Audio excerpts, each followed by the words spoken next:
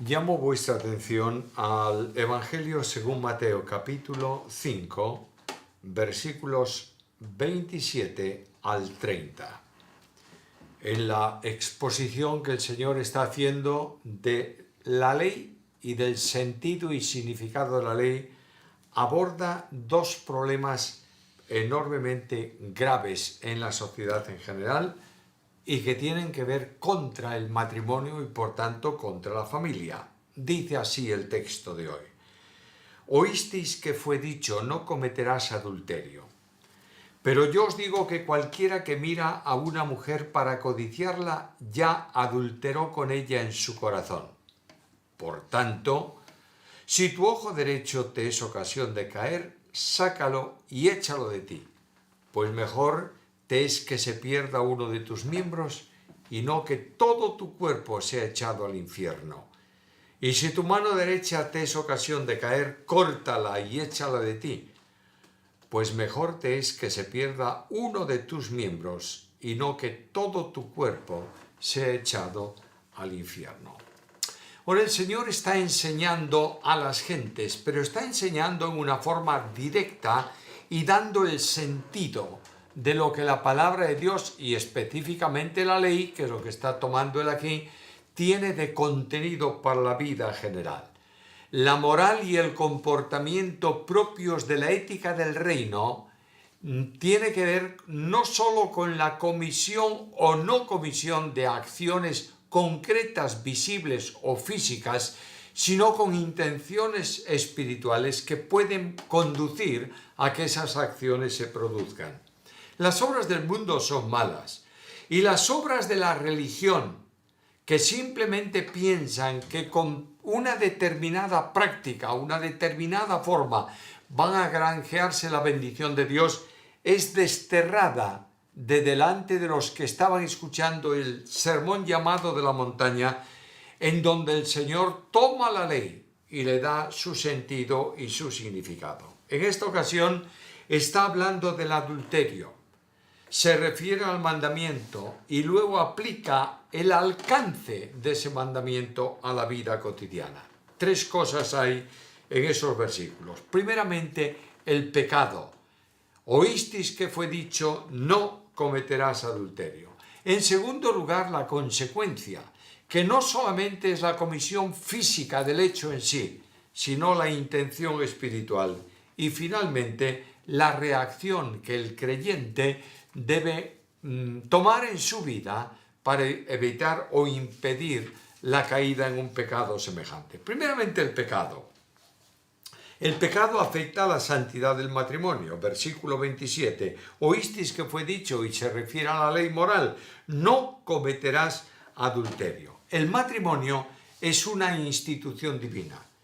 Dios organizó el matrimonio conforme al pensamiento suyo. Y cuando vamos a Génesis capítulo 2, versículo 18, notaréis que Dios creó al hombre y a la mujer y estableció un principio matrimonial. Dejará por tanto el hombre a su padre y a su madre, se unirá a su mujer y serán los dos una sola carne. Dios determinó el carácter del matrimonio, un carácter exclusivo y excluyente. No es un hombre para varias mujeres o varias mujeres para un solo hombre, sino que es todo lo contrario. Es un hombre y una mujer definitivamente unidas a lo largo del tiempo. Una relación exclusiva. La encontráis si leéis el capítulo 2 de Génesis, versículos 24 y 25. Hagámoslo un momento para tener claros esos versículos. Génesis capítulo 2. Versículo 24 y 25. Dice así: Por tanto, dejará el hombre a su padre y a su madre, y se unirá a su mujer, y serán una sola carne. Y estaban ambos desnudos, Adán y su mujer, y no se avergonzaban. Ahí Dios establece una relación exclusiva, un hombre y su mujer. Por tanto, no hay posibilidad de entender esto de forma discrepante. No es que un hombre esté con una mujer un tiempo, luego se separe de ella o la mujer del marido, da exactamente lo mismo, y se case con otra y así sucesivamente. La relación es exclusiva, es un hombre y una mujer permanentemente. En segundo lugar, se establece una relación familiar nueva, en la que el esposo, el marido, deja a su padre y a su madre y se une a su mujer. Dejar al padre y a la madre no significa que se desentienda de ellos, porque hay otro mandamiento complementario que dice honrad padre y madre, y ese mandamiento tiene que ver con atender a los padres en sus necesidades cuando ellos no pueden hacer provisión para sí mismos. Pero lo que indica el texto del matrimonio es una relación nueva y es una relación de convivencia. Se unirá el hombre a su mujer y es una relación única y permanente. Los dos serán una sola carne. Ahora, el matrimonio es un pacto sagrado. Es verdad que el mundo evangélico, debido al deterioro de la palabra sacramento, no se utiliza entre nosotros. Pero el matrimonio es una unión concertada bajo juramento delante de Dios y contraída voluntariamente delante de Él. Génesis capítulo 2, versículo 24, dejará padre y madre, se unirá a su mujer y serán los dos una sola carne. Ahora, esa relación es una relación pactada. Y en la profecía de Malaquías, en el capítulo 2 y en el versículo 14, se habla de aquellos que están ofendiendo, que no son fieles a las esposas, que están viviendo en una situación que las denigra de alguna manera y dice que se olvidan del pacto con su Dios. Por tanto, necesariamente hemos de entender que la relación de un matrimonio, la unión matrimonial, es un pacto establecido ante Dios por dos personas y Dios queda constituido como garante del pacto matrimonial. Puesto que es un pacto que se hace delante de Dios y Dios dice que se debe jurar en su nombre y el Señor dijo que el creyente no necesita añadir un juramento o una afirmación. Lo que está diciendo la Biblia es que ese pacto contraído voluntariamente delante de Dios es un pacto sagrado. La deslealtad está condenada por Dios. Podéis ir a la profecía de Malaquías, capítulo 2, versículo 15, en donde dice que las ofrendas que se ponen sobre el altar y todas las cosas que los maridos hacen no son aceptas delante de Dios porque han contravenido ese pacto y están afligiendo a la esposa. Dios hubiera podido hacer varias mujeres para Adán o varios hombres para Eva, pero hizo un hombre y una mujer. Si solo hizo uno de cada especie, expresa la voluntad de que haya lealtad en el matrimonio. Dios creó un hombre, creó una mujer y los unió en un vínculo delante de Él, que es la relación matrimonial. Por eso Dios establece un cuidado esmerado y diligente para no caer en el pecado de deslealtad. Y dice que debemos vigilar para ser leales a nuestra esposa, a nuestra compañera, y mantener así la lealtad propia del pacto matrimonial. Ahora, el mandamiento divino está en el versículo 27. Oísteis que fue dicho. A veces algunos entienden que el texto no está bien dicho y que eso era algo que habían oído de alguna manera. No. Lo que está diciendo Cristo ahí es que en la ley que se lee todos los sábados en la sinagoga, en la ley que se enseña por los escribas, por los fariseos, por los expertos en el conocimiento de la Biblia, oísteis que os dicen permanentemente, no cometerás adulterio. Esto está citando Cristo literalmente el sexto mandamiento. Lo encuentras en Éxodo capítulo 20, versículo 14 y en Deuteronomio capítulo 5 y versículo 18. Los escribas y los fariseos enseñaban que el mandamiento se quebrantaba solo cuando se cometía la relación o se producía la relación íntima entre un casado y una casada, entre un casado y una soltera, entre una casada y un soltero. Es decir, entre elementos distintos a los de la relación matrimonial.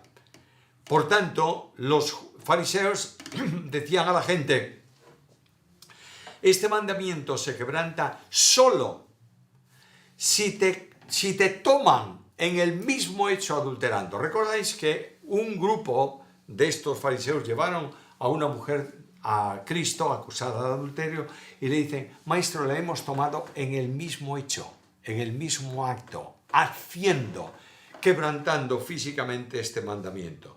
Ahora, Dios estableció sin duda alguna las relaciones íntimas, personales, solamente lícitas dentro del matrimonio. Escucha lo que dice Hebreos capítulo 12 y versículo 4. Honroso sea en todos el matrimonio y el hecho sin mancilla. Y nota esto: pero a los fornicarios y a los adúlteros los juzgará Dios. Luego, la fornicación y el adulterio son pecados que están bajo el juicio de Dios. Cualquier relación de este tipo íntimo fuera del matrimonio es pecado delante de Dios. Y hemos de afirmar esto de una forma enfática, sobre todo en un mundo como el nuestro, y cuanto más se pertenezca a lo que se llama, no sé por qué causa, el primer mundo, más se comete y se tolera y se transige el pecado tanto de adulterio como de fornicación.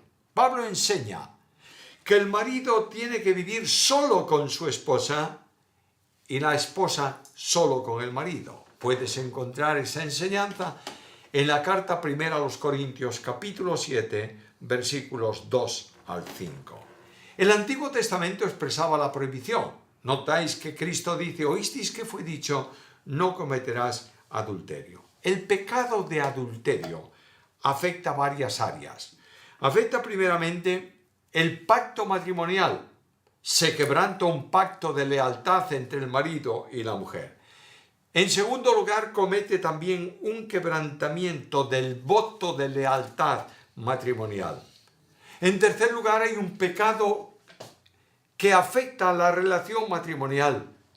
Y el adulterio es un pecado que, como acabamos de leer, está bajo el juicio de Dios. Dios es juez contra el que comete el pecado de adulterio y se convierte en testigo de cargo contra el que ha promovido o causado, originado o conducido a la comisión de ese pecado. Uno de los pocos casos que la ley condenaba con pena capital, es decir, con pena de muerte, era precisamente uno de ellos, es el adulterio.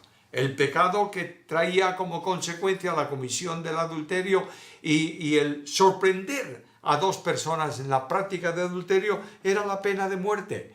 Es verdad que aquellos trajeron a Cristo, aquella mujer, mencioné como ejemplo antes esta situación, le traen a Cristo a aquella mujer y pretenden que Cristo condene, primeramente, a aquellos hipócritas falsarios que buscaban algo contra Jesús.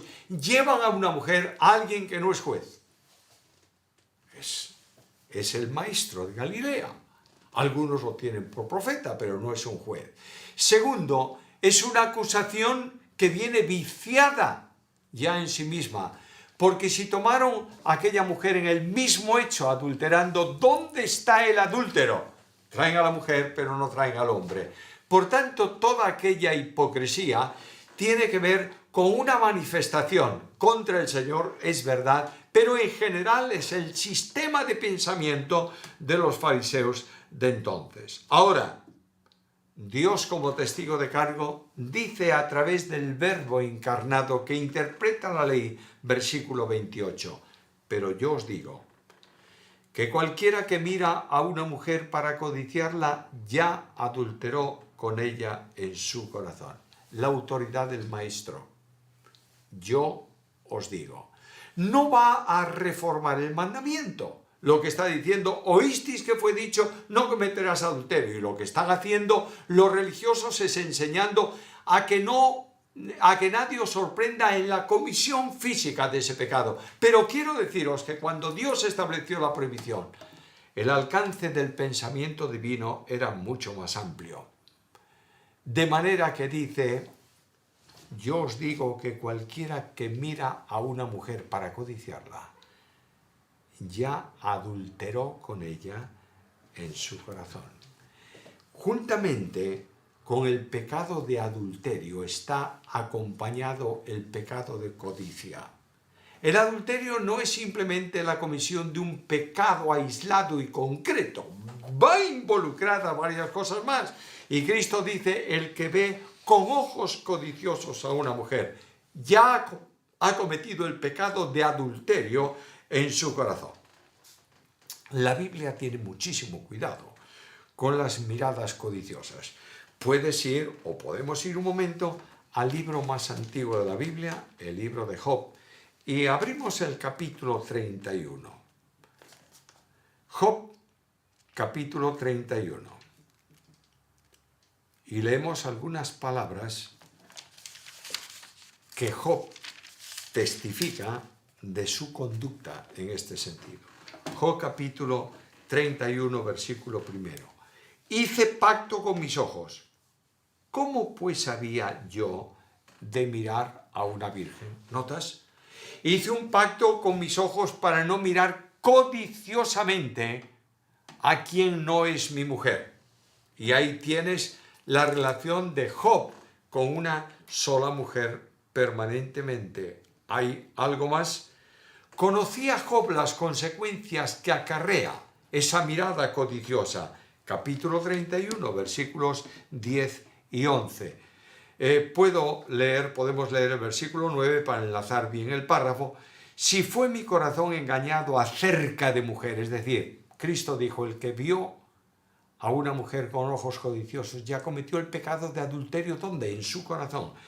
Si mi corazón fue engañado acerca de mujer y estuve acechando a la puerta de mi prójimo, muela para otro mi mujer, y sobre ella otros se encorven, porque es maldad e iniquidad que han de castigar los jueces. Y por esta razón Job se mantuvo íntegro, evitando toda mirada codiciosa. Capítulo 31 y versículo 9. Leemos, mi corazón no fue engañado acerca de mujer, ni estuve acechando a la puerta de mi prójimo. Por tanto, Job sabe que la mirada codiciosa genera un deseo en el corazón, y de la abundancia del corazón habla la boca. Los ojos, mis queridos hermanos y amigos, son la puerta de entrada del elemento que genera la perversidad.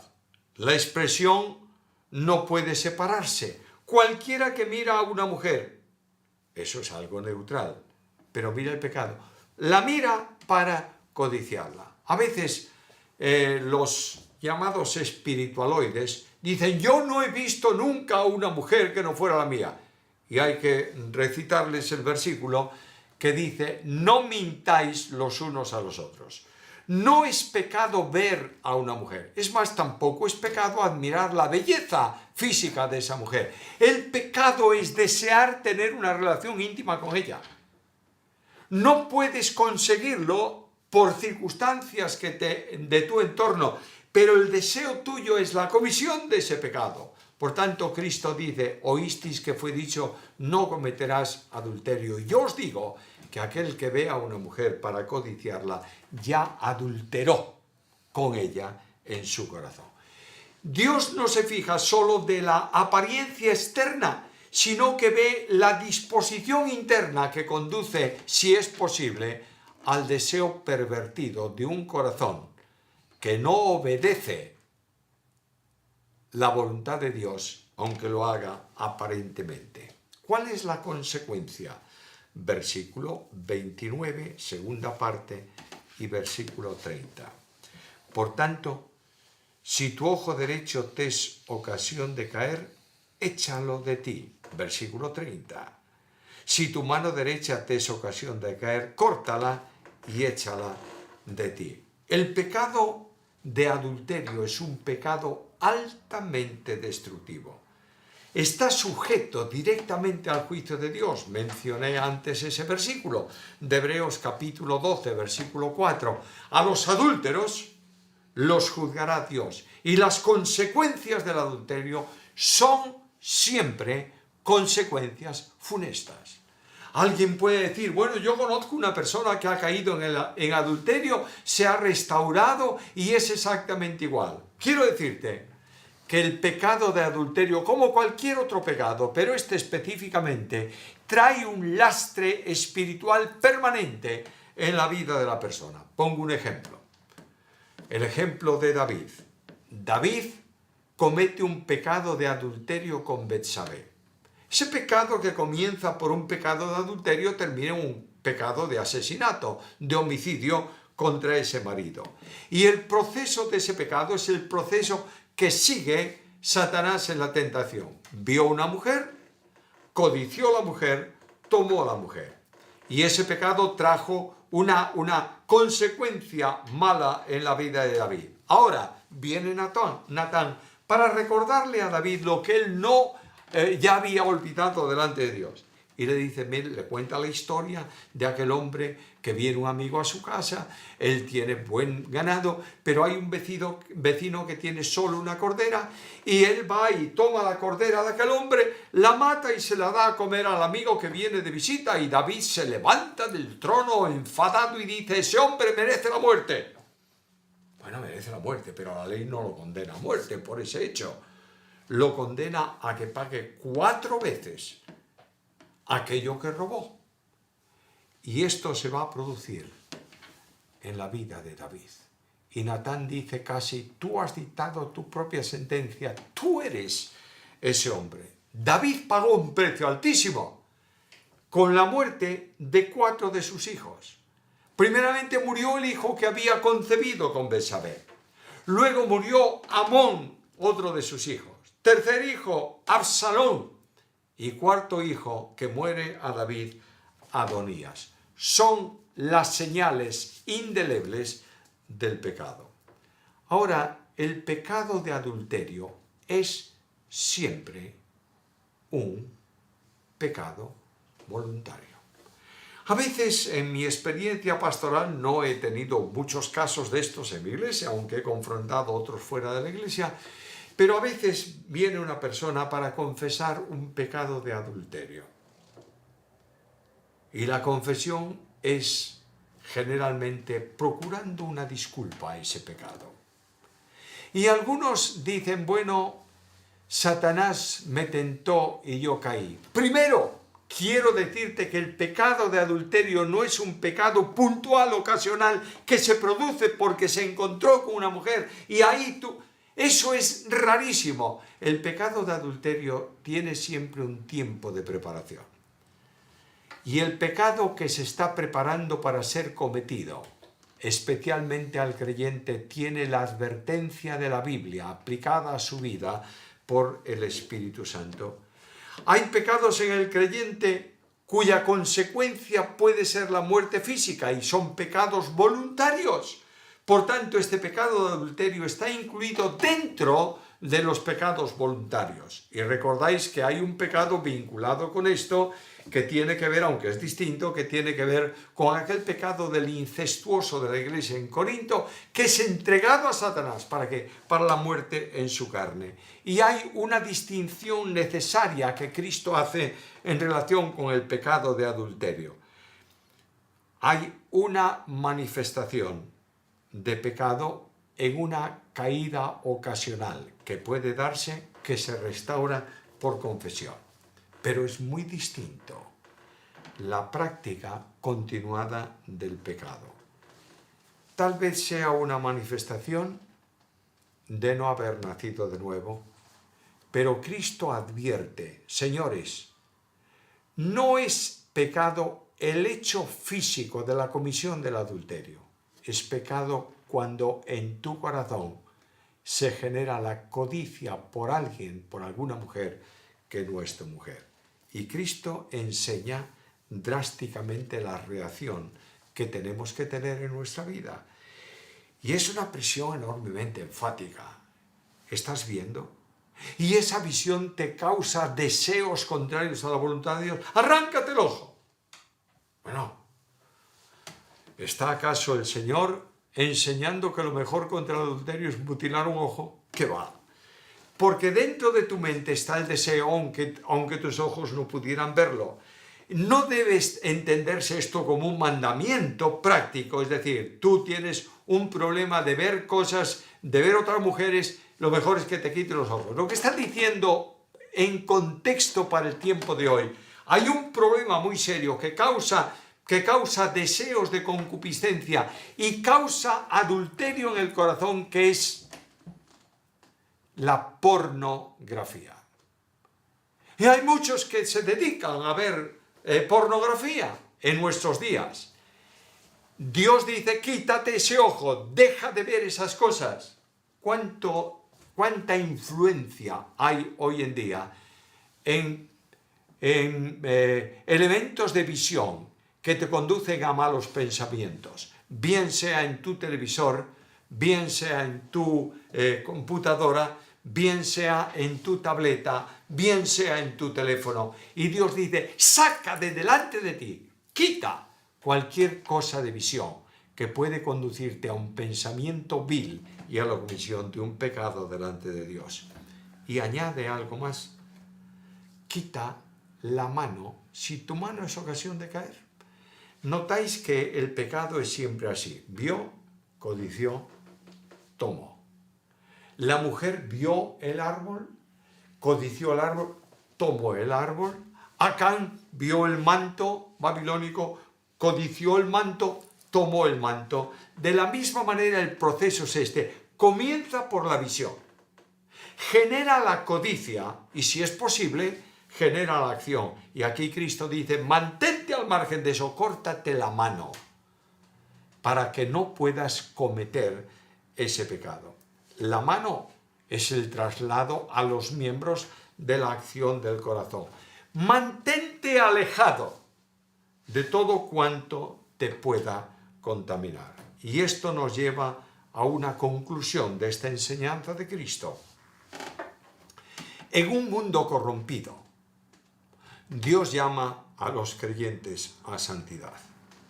El grave peligro es que nos acostumbremos al pecado y convivamos con la corrupción. Estaba visitando una iglesia hace años en un país de Europa y estaba cenando con el pastor de la iglesia, y el pastor de la iglesia me hizo una pregunta. Te voy a preguntar, ¿qué ocurriría en tu iglesia si en el momento en que un chico, un joven, pide la mano de su novia a sus padres, se va a vivir con ella? Yo le dije, ¿cómo vivir con ella? Yo sabía lo que me decía, pero dije, ¿cómo a vivir con ella? Sí, se van a tener relaciones matrimoniales y a vivir en la casa. Y dije, bueno, ¿y qué harías tú? Porque la Biblia enseña con toda claridad que la fornicación, que es ese caso concreto en ese momento antes de celebrar el matrimonio, es un pecado que no permite la comunión con Dios y se practica de forma continuada y no hay arrepentimiento. Y él me dijo, ¿y tú, en una situación así, prohibirías la participación de la cena del Señor? Yo le dije, yo no prohíbo nada a nadie porque no tengo ninguna autoridad, lo prohíbe la Biblia. Por tanto, una persona que no tiene comunión con Dios no puede tener comunión con la iglesia. Y él me dijo, ¿sabes lo que ocurriría aquí si yo hago eso? No. Me echarían de la iglesia. Yo le dije, si tú valentía en mantener la doctrina y la vida de fe es por lo que te van a hacer a ti, tienes muy poca categoría para conducir la iglesia de Jesucristo. Ten en cuenta, por favor, la advertencia de Pablo. Sepárate de aquellos que dan poca importancia a este tipo de pecados, porque la Biblia dice que las malas compañías corrompen las buenas costumbres. He dicho varias veces en los programas de este canal que la santidad no es una opción de vida, sino la razón esencial de la vida cristiana. Y la palabra de Dios me manda, me ordena, me insiste, sed santos porque yo soy santo. El resultado de vivir a Cristo es apartarse de toda especie de mal. Y el poder para vivir una vida de santidad es Cristo mismo. Todo lo puedo en Cristo que me fortalece. Creo que podríamos cada uno de nosotros hacer una sencilla oración delante del Señor en la reflexión del llamado del Sermón de la Montaña en el día de hoy. Una oración simple que diga: Señor, yo quiero ser como tú. A Él sea la gloria.